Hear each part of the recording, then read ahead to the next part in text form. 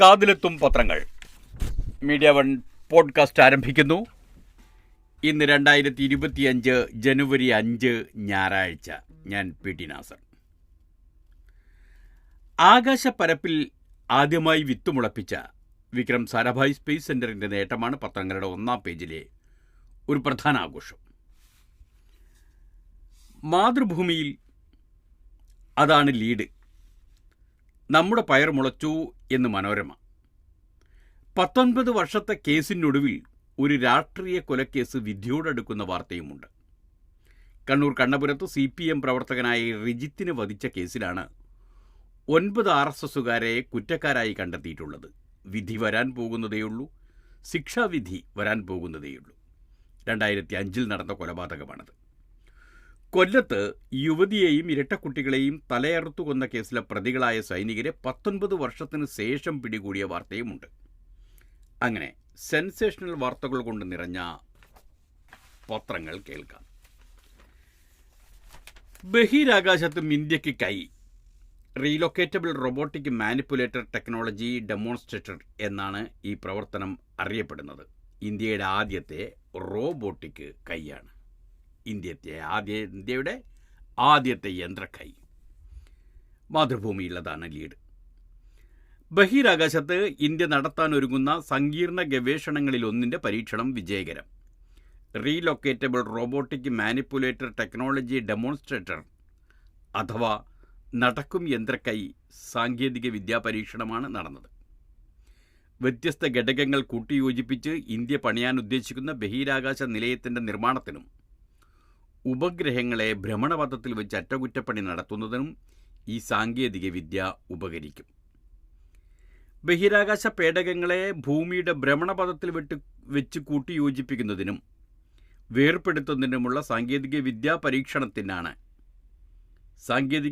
പരീക്ഷണത്തിനായി India ജനുവരി 30 വിക്ഷേപിച്ച PSLV C-60 മുകൾ ഭാഗം orbital experimental module poem എന്നാണ് ഇത് അറിയപ്പെടുന്നത്.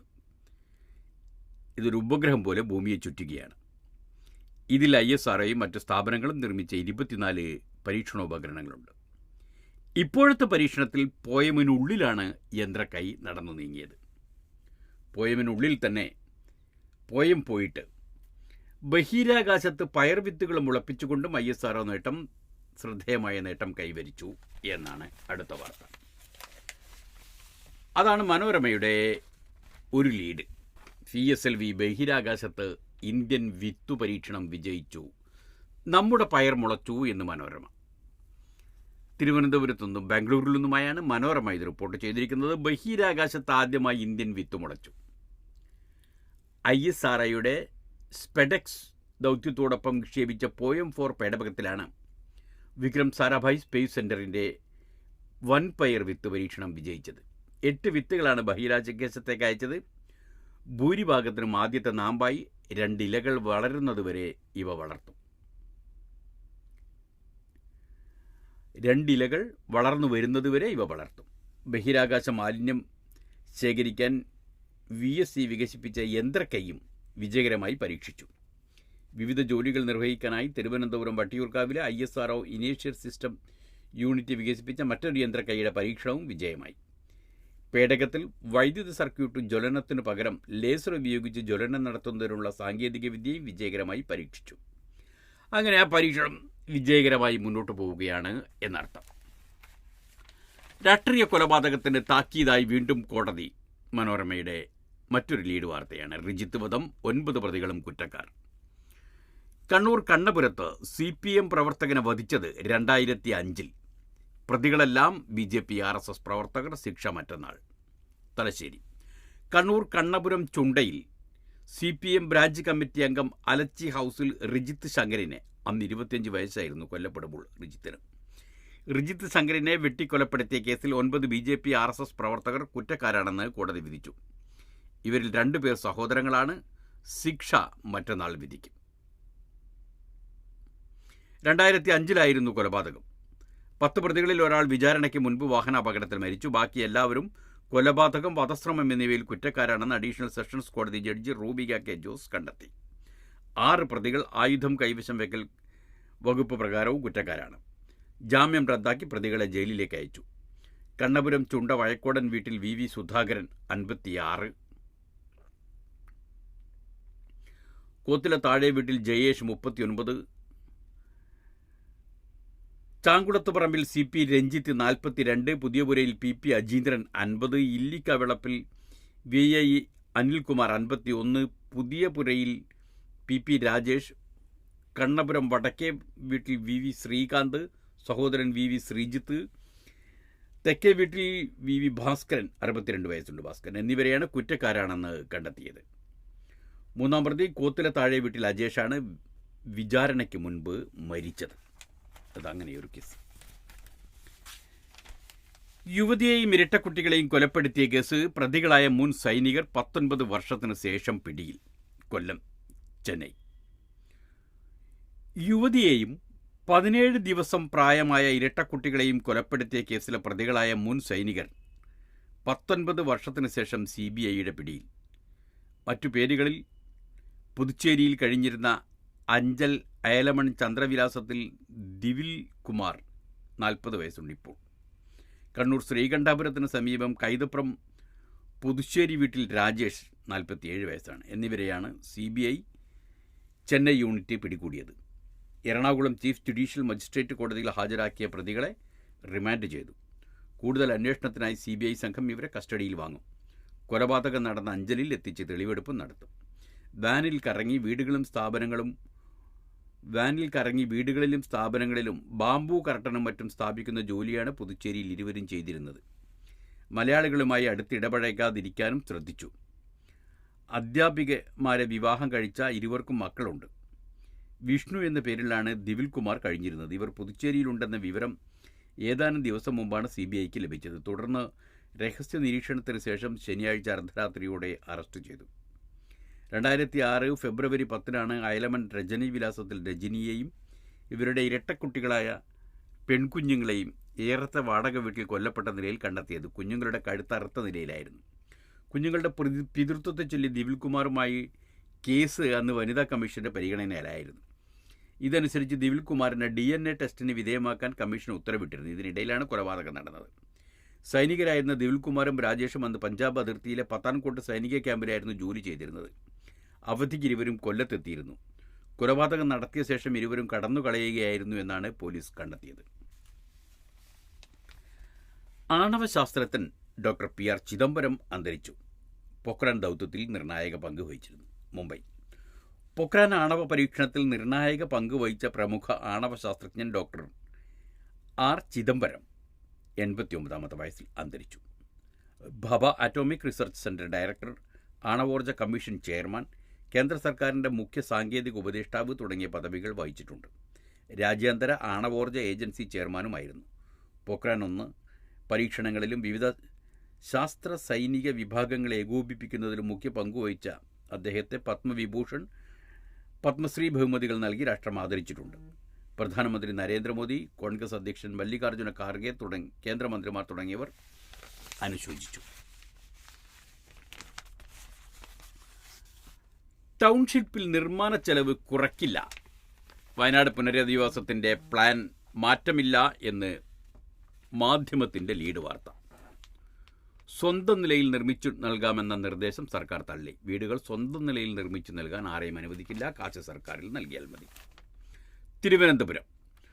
ചൂരൽമല മുണ്ടക്കൈ ഉരുൾപൊട്ടൽ ദുരിതബാധിതർക്കായുള്ള ടൗൺഷിപ്പിൽ പണിയുന്ന വീടുകളുടെ നിർമ്മാണ ചെലവ് കുറയ്ക്കാനാകില്ലെന്ന് ആവർത്തിച്ച് മുഖ്യമന്ത്രി പിണറായി വിജയൻ. നിശ്ചിത തുകയ്ക്ക് ആനുപാതികമായി വീടുകളുടെ എണ്ണം കുറയ്ക്കാൻ നിർദ്ദേശിച്ചു.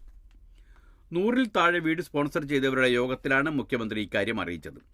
10-ന് മുകളിൽ വീട് സ്പോൺസർ ചെയ്തവർക്ക് നേരിട്ടും മറ്റുള്ളവർ ഓൺലൈനിലുമാണ് പങ്കെടുത്തത്.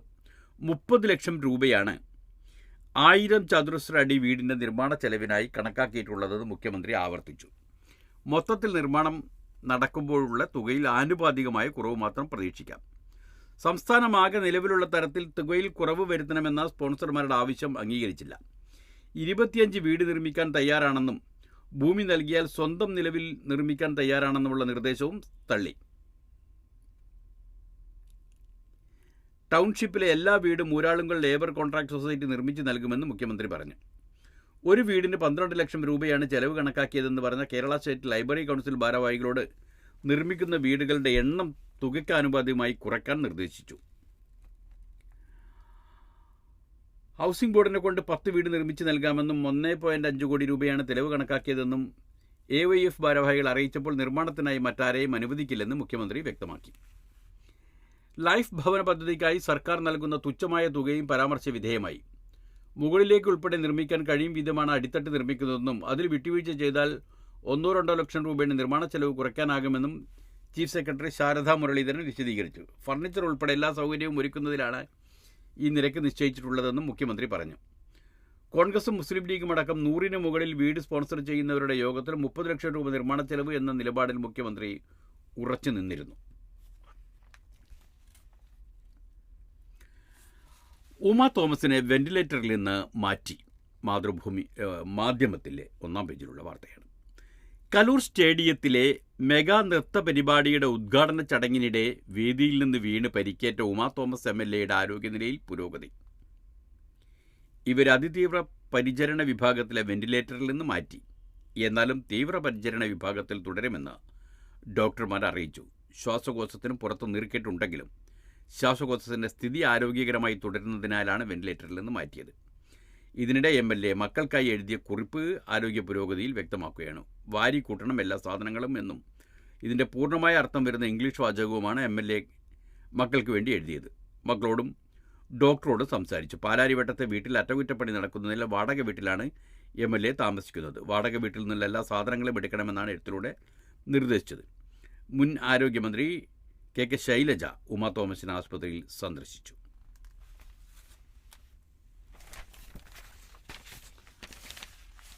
ഡിജിറ്റൽ സുരക്ഷാ ചട്ടം വിദേശ പ്ലാറ്റ്ഫോമുകൾക്ക് തിരിച്ചടിയാണ്. 3 വർഷം ഉപയോഗിച്ചില്ലെങ്കിൽ വ്യക്തി വിവരങ്ങൾ നീക്കാം. 48 മണിക്കൂർ മുമ്പ് മുന്നറിയിപ്പ് നൽകണം. മനോരമയിലുള്ള വാർത്തയാണ്. ന്യൂഡൽഹി. 3 വർഷം തുടർച്ചയായി ഉപയോഗിക്കാതിരുന്നാൽ സമൂഹ മാധ്യമ അക്കൗണ്ടുകളിലെ വ്യക്തിവിവരങ്ങൾ നീക്കം ചെയ്യാൻ വ്യവസ്ഥ ചെയ്യുന്നതാണ് കരട് ഡിജിറ്റൽ വ്യക്തിവിവര സുരക്ഷാ ചട്ടം. വ്യക്തിവിവരങ്ങൾ ദുരുപയോഗിക്കുന്നത് തടയാനാണ് ഈ വ്യവസ്ഥയെന്ന് IT മന്ത്രാലയ വൃത്തങ്ങൾ അറിയിച്ചു. ഇന്ത്യയിൽ 2 കോടിക്ക് മുകളിൽ ഉപയോക്താക്കളുള്ള സാമൂഹ്യ മാധ്യമ പ്ലാറ്റ്ഫോമുകൾ, ഇ-കൊമേഴ്സ് സൈറ്റുകൾ, 50 ലക്ഷത്തിന് മുകളിലുള്ള ഗെയിമിംഗ് പ്ലാറ്റ്ഫോമുകൾ എന്നിവയ്ക്ക് ഈ വ്യവസ്ഥ ബാധകമാകും. 3 വർഷം തീരുന്നതിന് മുൻപ് 48 മണിക്കൂർ ഉപയോക്താവിന് മുന്നറിയിപ്പ് നൽകണം. തുടർന്ന് വീണ്ടും ലോഗിൻ ചെയ്താൽ വിവരങ്ങൾ നീക്കില്ല.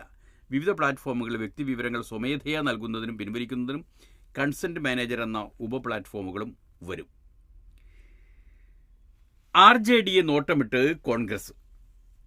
മുന്നണി വിപുലീകരണ ചർച്ചകളിൽ കേരള കോൺഗ്രസ് M, BDJS എന്നിവയും. സുജിത് നായർ തിരുവനന്തപുരത്ത് നിന്ന് റിപ്പോർട്ട് ചെയ്യുന്നതാണ്. മുന്നണി വിപുലീകരണത്തിൻ്റെ ഭാഗമായി RJDയെ തിരിച്ചെത്തിക്കാൻ UDFൽ നീക്കം. RJD മടങ്ങിയെത്തിയാൽ അത് കേരള കോൺഗ്രസിന് പ്രേരണയാകുമെന്ന് കോൺഗ്രസ് കണക്കുകൂട്ടുന്നു. തദ്ദേശ തെരഞ്ഞെടുപ്പ് UDFന് മുൻപ് UDF വിപുലീകരണം ആദ്യഘട്ടം നടപ്പാക്കാനാണ് ശ്രമം. LDFിലെ അവഗണനയിൽ RJDക്ക് കടുത്ത അമർഷമുണ്ട്. UDFിലായിരിക്കെ മത്സരിക്കാൻ 7 നിയമസഭാ സീറ്റ് ലഭിച്ചിരുന്നു. ഒപ്പം ഒരു ലോക്സഭാ സീറ്റും രാജ്യസഭാ സീറ്റും കിട്ടി. കൂടുതൽ പ്രതീക്ഷയോടെ LDFിലെത്തിയ പാർട്ടിയെ തീർത്തും അവഗണിക്കുന്ന സമീപനമാണ് LDFിൽ നിന്നുണ്ടായത്, CPMൽ നിന്നുണ്ടായത്. കഴിഞ്ഞ നിയമസഭാ തെരഞ്ഞെടുപ്പിൽ 3 സീറ്റാണ് മത്സരിക്കാൻ ലഭിച്ചത്. MP വീരേന്ദ്രകുമാറിന് UDF അനുവദിച്ച രാജ്യസഭാ സീറ്റ് തുടർന്ന് ശ്രേയാംസ് കുമാറിന് LDFിൽ കിട്ടിയെങ്കിലും ആ കാലാവധി പൂർത്തിയാക്കിയ ശേഷം അത് ലഭിച്ചില്ല. ലോക്സഭാ സീറ്റ് അനുവദിക്കാത്തതിനേക്കാളും പാർട്ടിയെ ചൊടിപ്പിച്ചത് മന്ത്രിസഭയിൽ നിന്നുള്ള മാറ്റി നിർത്തലാണ്. 4 ഏകാംഗ കക്ഷികൾക്ക് 2.5 വർഷം വീതം മന്ത്രിസ്ഥാനം പകുത്തു നൽകിയിട്ടും RJDയെ പരിഗണിച്ചില്ല. ലോക്സഭാ തെരഞ്ഞെടുപ്പിൽ ബീഹാറിൽ 2 സീറ്റ് വീതം CPMനും CPIക്കും നൽകിയ RJDയോട് കേരളത്തിൽ അതേ നീതി തിരിച്ചു കിട്ടിയില്ലെന്ന അവർഷമാണ് പാർട്ടിയിൽ പുകയുന്നത്. RJDയുടെ മനസ്സറിയാനുള്ള അനൗപചാരിക ചർച്ചകൾ കോൺഗ്രസ് നടത്തുന്നുണ്ട്. അടിക്കടി മുന്നണി മാറുന്ന കക്ഷിയാണെന്ന് ചിത്രീകരിക്കപ്പെടരുതെന്ന അഭിപ്രായം പങ്കുവെക്കുന്ന RJD നേതാക്കളുമുണ്ട്. തുടർച്ചയായി അനീതി കാട്ടുന്ന CPMനോട് പ്രതികരിക്കേണ്ടേ എന്ന തിരിച്ചു ചോദ്യവും ഉണ്ട്. UDF അനുകൂല അന്തരീക്ഷം രൂപപ്പെട്ടാൽ കേരള കോൺഗ്രസ് മടങ്ങിയെത്തുമെന്ന കണക്കുകൂട്ടലിലാണ് കോൺഗ്രസ്. LDF വിട്ടുവരണമെന്ന വാദം പാർട്ടിക്കുള്ളിൽ ശക്തി പ്രാപിക്കുന്നുണ്ട്. കേരളത്തിൽ കേരള കോൺഗ്രസ് എമ്മിനെ UDFിലെത്തിക്കുന്നതിന് തിരുവമ്പാടി സീറ്റ് ജോസ് കെ മാണിക്ക് നൽകാൻ മുസ്ലിം ലീഗ് തയ്യാറാക്കുമെന്ന അഭ്യൂഹമുണ്ടെങ്കിലും അത്തരമൊരു ആലോചന നിലവിലില്ലെന്ന് ലീഗ് വൃത്തങ്ങൾ പറഞ്ഞു. NDAയിൽ ഘടകകക്ഷിയായ BDJSനെ കൊണ്ടുവരണമെന്ന വാദവും UDFിൽ ഉയർന്നിട്ടുണ്ട്. പൂരം. US ജനപ്രതിനിധി സഭയിൽ ചുമതലയേറ്റ് 6 ഇന്ത്യൻ വംശജരുണ്ട്. അതവിടെ നിൽക്കട്ടെ, അത് ഇന്റർനാഷണൽ വാർത്തകളുടെ ഭാഗത്ത് വായിക്കാം. പെരിയ കേസ് വിധി നീക്കങ്ങളുമായി CPM. ആദ്യ ലക്ഷ്യം നേതാക്കളെ പുറത്തിറക്കൽ. ജീവപര്യന്തം ശിക്ഷിക്കപ്പെട്ടവർക്ക് ഇളവ് എളുപ്പമില്ലെന്ന് വിലയിരുത്തൽ. കാസർഗോഡ് പെരിയ ഇരട്ടക്കൊലക്കേസിൽ ശിക്ഷിക്കപ്പെട്ട 4 നേതാക്കളെ കേസിൽ നിന്ന് ഒഴിവാക്കി ജയിലിന് പുറത്തിറക്കാനാണ് CPMന്റെ ആദ്യ നീക്കം. കൊലക്കുറ്റം ചുമത്തി ജീവപര്യന്തം തടവിന് ശിക്ഷിക്കപ്പെട്ട 10 പ്രതികൾക്ക് ഇളവ് നേടിയെടുക്കുക എളുപ്പമല്ലെന്നാണ് പാർട്ടിക്ക് ലഭിച്ച നിയമോപദേശം. എന്നാൽ 5 വർഷം തടവ് ശിക്ഷ ലഭിച്ച മുൻ MLA KV Kunhiraman, Kanhangad block panchayat president K Manikandan, നേതാക്കളായ രാഘവൻ വെളുത്തോളി, KV ഭാസ്കരൻ എന്നിവർക്ക് ഹൈക്കോടതിയിൽ നിന്ന് ഇളവ് ലഭിക്കുമെന്നാണ് പ്രതീക്ഷിക്കുന്നത്. വിധി സ്റ്റേ ചെയ്യണമെന്നാവശ്യപ്പെട്ടാണ് പ്രതിഭാഗം ഹൈക്കോടതിയെ സമീപിക്കുക. സ്റ്റേ കിട്ടിയാൽ മാത്രമേ ജാമ്യം തേടി പുറത്തിറങ്ങാൻ പറ്റൂ. അതേസമയം കേസിൽ ഇനി ഏതു രീതിയിൽ മുന്നോട്ട് പോകണമെന്നതിൽ കോൺഗ്രസും കൃപേഷിൻ്റെയും ശരത്ലാലിൻ്റെയും കുടുംബവും തീരുമാനമെടുത്തിട്ടില്ല. ഗൂഢാലോചനയും CPMന്റെ ഇടപെടലും വേണ്ട പോലെ കണ്ടെത്തിയിട്ടില്ലെന്ന പരാതി കുടുംബത്തിനുണ്ട്. എന്നാൽ കൊലക്കുറ്റം ചുമത്തിയ പ്രതികളിൽ ശിക്ഷയിൽ വലിയ പരാതികളില്ല. വിട്ടയച്ച 10 പേർ, 5 വർഷം തടവിന് ശിക്ഷിക്കപ്പെട്ട 4 പേർ, കൊലപാതകത്തിന് ദിവസങ്ങൾക്ക് മുൻപ് കൊലവിളി പ്രസംഗം നടത്തിയെന്ന് ആരോപിക്കപ്പെടുന്ന CPM ജില്ലാ കമ്മിറ്റി അംഗം VPP മുസ്തഫ എന്നിവർക്കെതിരെ തുടരന്വേഷണം ആവശ്യപ്പെടാനാണ് ആലോചിക്കുന്നത്. അന്വേഷണ ഏജൻസിയായ CBI അപ്പീൽ പോകുമോ എന്ന് വ്യക്തമല്ല.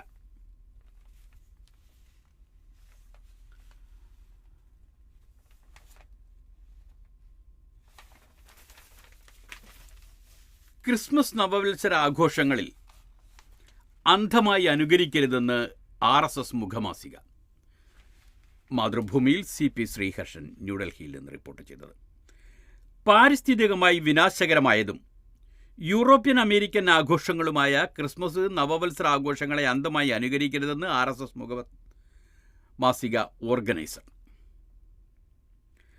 തത്വചിന്താപരവും ചരിത്രപരവുമായ വേദികളിലേക്ക് ഇറങ്ങിച്ചെന്ന് ഈ ആഘോഷങ്ങൾ ഇന്ത്യൻ സംസ്കാരത്തിനും പരിസ്ഥിതിക്കും സൃഷ്ടിക്കാവുന്ന പ്രത്യാഘാതങ്ങളെക്കുറിച്ച് ചിന്തിക്കണമെന്ന് ജനുവരി 1 RSS മുഖമാസികയിലെ മുഖപ്രസംഗം പറയുന്നു. ക്രിസ്മസ് പുതുവത്സര ആഘോഷത്തിൻ്റെ വിനാശകരമായ രീതികൾ എന്ന തലക്കെട്ടിലാണ് മുഖപ്രസംഗം.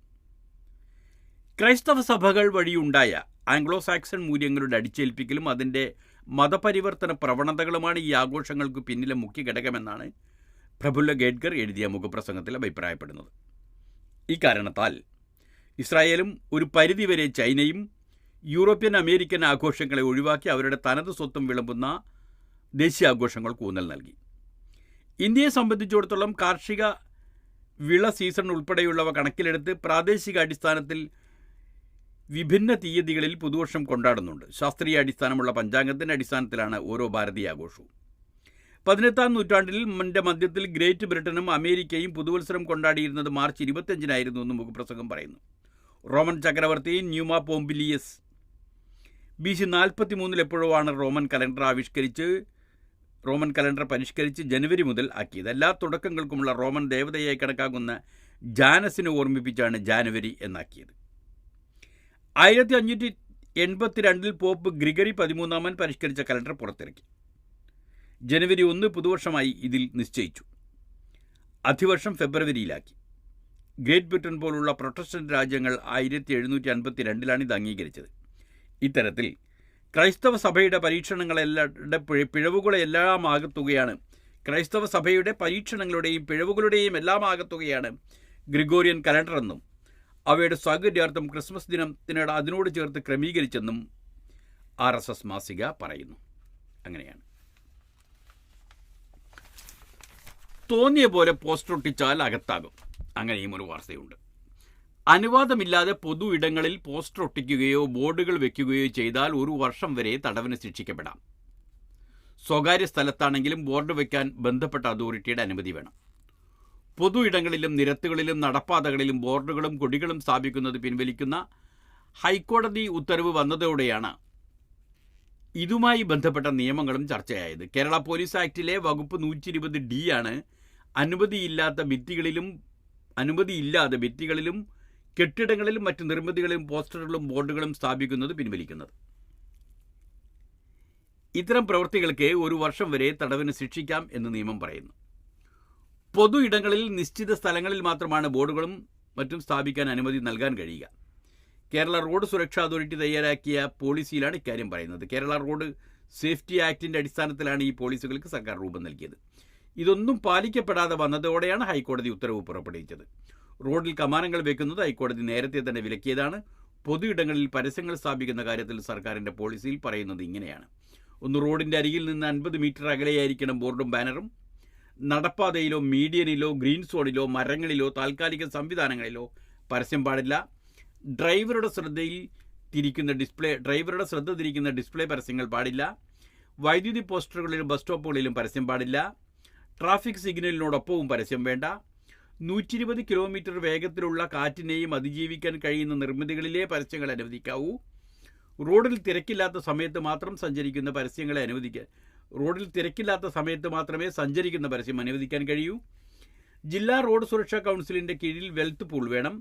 പരസ്യ ഏജൻസികൾ 5 ലക്ഷം രൂപ ഇതിലേക്ക് നൽകണം. പരസ്യം കാരണം അപകടമുണ്ടായാൽ അതിൽ നിന്ന് സഹായം നൽകണം. റോഡിൽ നിന്നുള്ള ദൂരത്തിന് അനുസരിച്ച് 1000 രൂപ മുതൽ 15,000 രൂപ വരെ ഫീസായി ഈടാക്കാം. നീക്കം ചെയ്യുന്ന പരസ്യ ബോർഡുകൾ പരിസ്ഥിതിക്ക് ഭീഷണിയാവാതെ നശിപ്പിക്കണം. നിയമലംഘനങ്ങൾ ഉണ്ടായാൽ പരസ്യം സ്ഥാപിക്കാൻ അടയ്ക്കുന്ന ഫീസിൻ്റെ 1/3 പിഴയായി ഈടാക്കണം. ഇത്രയുമുണ്ട്. അതിനിടയിൽ ചൈനയിലെ വൈറൽ പനി സംസ്ഥാനത്തും ജാഗ്രത. ഗർഭിണികളും ഗുരുതര രോഗമുള്ളവരും മുഖാവരണം ധരിക്കണം. തിരുവനന്തപുരം. ചൈനയിൽ ഹ്യൂമൻ മെറ്റാന്യൂമോ വൈറസ് പനി പടരുന്നുവെന്ന വാർത്തകളെ തുടർന്ന് സംസ്ഥാനത്തും ആരോഗ്യവകുപ്പ് നിരീക്ഷണം ആരംഭിച്ചു. ആശങ്ക വേണ്ട. ഗർഭിണികളും പ്രായമായവരും ഗുരുതര രോഗമുള്ളവരും പാലിയേറ്റീവ് ചികിത്സയിലുള്ളവരും മുഖാവരണം ധരിക്കുന്നത് അഭികാമ്യമാണ്. നിലവിൽ പ്രവാസികൾക്ക് പ്രത്യേക നിയന്ത്രണം ആവശ്യമില്ലെന്നും മന്ത്രി വീണ ജോർജ് പറഞ്ഞു. ഹ്യൂമൻ മെറ്റാന്യൂമോ വൈറസ്, അതായത് HMPV, COVID-19 ചില വകഭേദങ്ങൾ, ഇൻഫ്ലുവൻസ എന്നിവയാണ് ചൈനയിൽ പടരുന്ന ശ്വാസകോശാണുബാധയ്ക്ക് കാരണം. മഹാമാരിയായി മാറത്തക്കവണ്ണമുള്ള ജനിതക വ്യതിയാനങ്ങൾ ഇവയ്ക്ക് സംഭവിച്ചതായി റിപ്പോർട്ടില്ല. അങ്ങനെയാണ്. HMPV എന്താണ് എന്ന് പറയുന്നുണ്ട്. HMPV, അതായത് ഹ്യൂമൻ മെറ്റാന്യൂമോ വൈറസ് എന്ന് പറഞ്ഞത് 2001 കണ്ടെത്തിയതെങ്കിലും 50 വർഷങ്ങൾക്കിലേറെയായി കേരളം ഉൾപ്പെടെ ലോകത്തിൻ്റെ പല ഭാഗങ്ങളിലും ഈ വൈറസ് ഉണ്ടെന്നാണ് കരുതപ്പെടുന്നത്. കുട്ടികൾക്കിടയിൽ മുൻപ് വന്നുപോയ ജലദോഷപ്പനി ചിലപ്പോൾ ഈ വൈറസ് കാരണമാകാം. അപകടകാരിയായ പുതിയ വൈറസായി കാണേണ്ടതില്ല. കുട്ടികളിൽ ഈ വൈറസ് അണുബാധ പോലെ ചില അവസരങ്ങളിൽ ന്യൂമോണിയയും റിപ്പോർട്ട് ചെയ്യപ്പെട്ടിട്ടുണ്ട്. Institute of advanced virology, national institute of virology, state public health lab തുടങ്ങിയ സ്ഥാപനങ്ങളിൽ രോഗം കണ്ടെത്താനുള്ള സംവിധാനങ്ങളുണ്ട്. ചൈന ഉൾപ്പെടെ മറ്റു രാജ്യങ്ങളിൽ നിന്ന് വരുന്നവരിൽ ശ്വാസകോശ സംബന്ധമായ രോഗലക്ഷണങ്ങൾ പ്രത്യക്ഷപ്പെടുന്നുണ്ടെങ്കിൽ പ്രത്യേകം നിരീക്ഷിക്കാൻ നിർദ്ദേശിച്ചിട്ടുണ്ട്. ചൈനയിൽ പടരുന്ന ന്യൂമോണിയയ്ക്ക് കാരണം കോവിഡ് വകഭേദമാണെങ്കിൽ ജാഗ്രത വേണം. നേരത്തെ കോവിഡ് വന്നവർക്കും വാക്സിൻ സ്വീകരിച്ചവർക്കും പുതിയ വകഭേദം അപകടകരമായ രോഗാവസ്ഥ ഉണ്ടാക്കാനുള്ള സാധ്യത കുറവാണ്. വകഭേദമില്ലെന്നും പറയുന്നു, വകഭേദമുണ്ടെന്നും പറയുന്നു.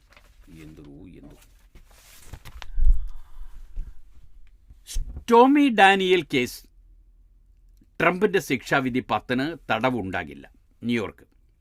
താനുമായുണ്ടായിരുന്ന അവിഹിത ബന്ധം മറച്ചുവെക്കാൻ നീലചിത്ര നടി സ്റ്റോമി ഡാനിയലിന് ബിസിനസ് രേഖകളിൽ കൃത്രിമം കാട്ടി പണം നൽകിയെന്ന കേസിൽ നിയുക്ത US പ്രസിഡന്റ് ഡൊണാൾഡ് ട്രംപിനുള്ള ശിക്ഷ ഈ മാസം 10 പ്രഖ്യാപിക്കും.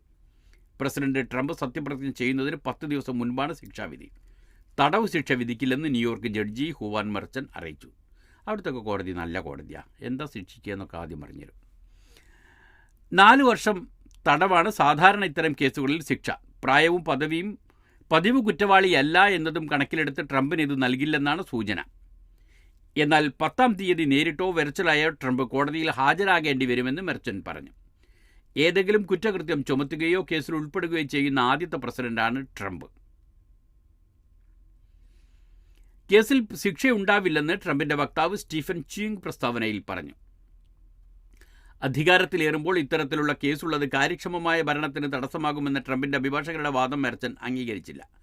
കേസിനെക്കുറിച്ച് പരസ്യപ്രതികരണം പാടില്ലെന്ന കോടതി വിധി പ്രതിഭാഗം അനുസരിച്ചില്ലെന്ന് അദ്ദേഹം പറഞ്ഞു. സാമൂഹിക മാധ്യമങ്ങളിലൂടെയും മറ്റു മാർഗങ്ങളിലൂടെയും ജഡ്ജിമാർക്കും നിയമ സംവിധാനത്തിനുമെതിരെ പ്രതിഭാഗം പരാമർശങ്ങൾ നടത്തിയെന്നും അദ്ദേഹം പറഞ്ഞു.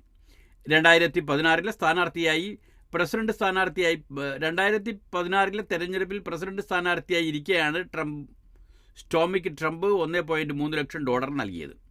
ട്രംപിൻ്റെ അഭിഭാഷകനായിരുന്ന മൈക്കൽ കോഹനാണ് ഇക്കാര്യം പുറത്തറിയിച്ചത്.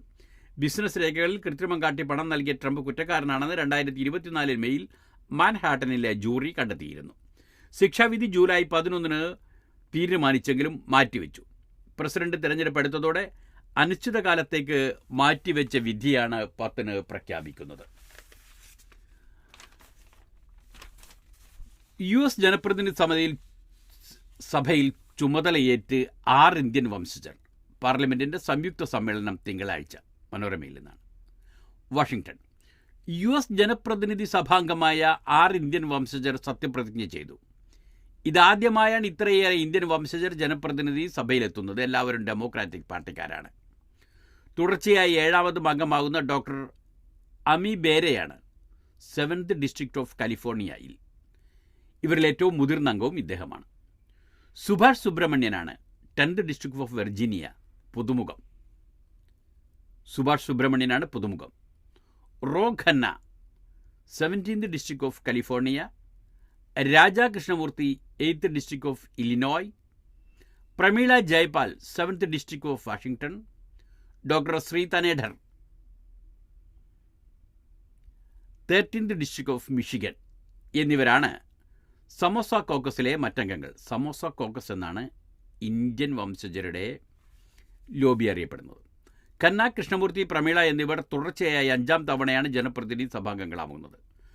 സ്പീക്കറായി റിപ്പബ്ലിക്കൻ പാർട്ടിയിലെ മൈക്ക് ജോൺസൺ വീണ്ടും തെരഞ്ഞെടുക്കപ്പെട്ടു. ഹക്കീം ജെഫ്രീസ് ആണ് ഹൗസ് ഓഫ് മൈനോരിറ്റി നേതാവ്. ഇന്നലെ ഔദ്യോഗികമായി പ്രവർത്തനം ആരംഭിച്ച 119ാം US കോൺഗ്രസിൽ 4 ഹിന്ദു അംഗങ്ങളുണ്ട്. സുഭാഷ് സുബ്രഹ്മണ്യൻ, രാജാ കൃഷ്ണമൂർത്തി, റോ ഖന്ന, ഡോക്ടർ ശ്രീ തനേഠർ എന്നിവർ. പ്രമീള ജയപാൽ മതവിശ്വാസം പ്രഖ്യാപിക്കുന്നില്ല. ഡോക്ടർ അമി ബേര ഏകത്വവാദിയാണ്. സഭയിൽ 4 മുസ്ലിങ്ങളും 3 ബുദ്ധമതക്കാരുമുണ്ട്. ജൂതമതക്കാരായ 31 അംഗങ്ങളുണ്ട്. 434 അംഗ സഭയിൽ റിപ്പബ്ലിക്കൻ പാർട്ടിക്ക് 219, ഡെമോക്രാറ്റിക് പാർട്ടിക്ക് 215 അംഗങ്ങളാണുള്ളത്. പാർലമെന്റിന്റെ സംയുക്ത സമ്മേളനം വൈസ് പ്രസിഡന്റ് കമല ഹാരിസിന്റെ അധ്യക്ഷതയിൽ തിങ്കളാഴ്ച ചേരും. ഡൊണാൾഡ് ട്രംപിനെ വിജയിയായി പ്രഖ്യാപിക്കും. നവംബർ 5 പ്രസിഡന്റ് തെരഞ്ഞെടുപ്പിൽ ട്രംപിന്റെ എതിരാളിയായിരുന്നു കമല. 20 ട്രംപ് പ്രസിഡന്റായി സത്യപ്രതിജ്ഞ ചെയ്ത് അധികാരമേൽക്കും. ന്യൂ ഓർലിയൻസ്, ലാസ് വേഗസ് സംഭവങ്ങളുടെ പശ്ചാത്തലത്തിൽ സത്യപ്രതിജ്ഞാ ചടങ്ങിന് സുരക്ഷ വർദ്ധിപ്പിച്ചിട്ടുണ്ട്. ഹിലരിക്കും മെസ്സിക്കും സോറോസിനും US പരമോന്നത ബഹുമതി. പ്രസിഡൻഷ്യൽ മെഡൽ ഓഫ് ഫ്രീഡം 14 പേർക്ക്. വാഷിംഗ്ടൺ. USന്റെ പരമോന്നത സിവിലിയൻ ബഹുമതിയായ പ്രസിഡൻഷ്യൽ മെഡൽ ഓഫ് ഫ്രീഡം മുൻ സ്റ്റേറ്റ് സെക്രട്ടറി ഹിലരി ക്ലിന്റൺ, വ്യവസായി ജോർജ് സോറോസ്, ഫുട്ബോൾ താരം ലയണൽ മെസ്സി, ബാസ്കറ്റ്ബോൾ താരം മാജിക് ജോൺസൺ, ചലച്ചിത്ര താരം ഡെൻസിംഗ് വാഷിംഗ്ടൺ, അന്തരിച്ച മുൻ പ്രതിരോധ secretary Ashton Carter, fashion designer Ralph Lauren എന്നിവരുൾപ്പെടെ 19 പേർക്ക് നൽകി. പ്രസിഡന്റ് ജോ ബൈഡൻ പുരസ്കാരങ്ങൾ സമ്മാനിക്കും. രാജ്യത്തിൻ്റെ വിവിധ മേഖലകളിലെ സംഭാവന നൽകിയ വ്യക്തികൾക്കാണ് സമ്മാനിക്കുന്നത്. പ്രധാനമന്ത്രി നരേന്ദ്രമോദിക്കെതിരെ സംസാരിച്ചതിനെ തുടർന്ന് BJPയുടെ വിമർശനം നേരിട്ടയാളാണ് ജോർജ് സോറസ്. കോൺഗ്രസുമായി സോറസിന് ബന്ധമുണ്ടെന്ന ആരോപണം BJP പാർലമെന്റിൽ ഉയർത്തിയിരുന്നു. ഗസയിൽ ഇസ്രായേൽ ആക്രമണത്തിൽ 31 മരണം. ജെറുസലേം. ഗസയിലുടനീളം ശനിയാഴ്ച ഇസ്രായേൽ നടത്തിയ ആക്രമണങ്ങളിൽ 8 കുട്ടികൾ ഉൾപ്പെടെ 31 പേർ മരിച്ചു. ഗസ സിറ്റിയിൽ അൽ ഗൗർ കുടുംബത്തിന്റെ വീട്ടിന് നേരെയുണ്ടായ ആക്രമണത്തിലാണ് 11 പേർ മരിച്ചത്. ഇതിൽ 8 പേരും കുട്ടികളാണ്. ഒട്ടേറെ അഭയാർത്ഥികൾ പാർത്തിരുന്ന വീട് പൂർണ്ണമായി തകർന്നു. ഖാൻ യൂനിസിൽ അവശ്യ വസ്തുക്കളുമായി പോയ വാഹന വ്യൂഹത്തിലെ അകമ്പടി വാഹനത്തിന് നേരെയുണ്ടായ ആക്രമണത്തിൽ 5 സുരക്ഷാ സൈനികർ മരിച്ചു. ഖാൻ യൂനിസിൽ വീടിന് നേരെയുണ്ടായ ആക്രമണത്തിൽ കുട്ടിയുൾപ്പെടെ ഒരു കുടുംബത്തിലെ 3 പേരും മരിച്ചു. US ദേശീയ സുരക്ഷാ ഉപദേഷ്ടാവ് ഇന്ന് ഇന്ത്യയിൽ. വാഷിംഗ്ടൺ. US ദേശീയ സുരക്ഷാ ഉപദേഷ്ടാവ് ജെയ്ക്ക് സള്ളിവൻ 2 ദിവസത്തെ സന്ദർശനത്തിന് ഞായറാഴ്ച ഇന്ത്യയിലെത്തും. ദേശീയ സുരക്ഷാ ഉപദേഷ്ടാവ് അജിത് ഡോവൽ, വിദേശകാര്യമന്ത്രി S ജയശങ്കർ എന്നിവരുമായി അദ്ദേഹം കൂടിക്കാഴ്ച നടത്തും. ഇന്ത്യ കേന്ദ്രീകൃത വിദേശ നയത്തെക്കുറിച്ച് ന്യൂഡൽഹി IITയിൽ അദ്ദേഹം പ്രഭാഷണവും നടത്തും. ഇതോടുകൂടി ഇന്നത്തെ വാർത്തകൾ അവസാനിക്കുകയാണ്. നാളത്തെ വാർത്തകൾ നാളെ കേൾക്കാം. നന്ദി, നമസ്കാരം.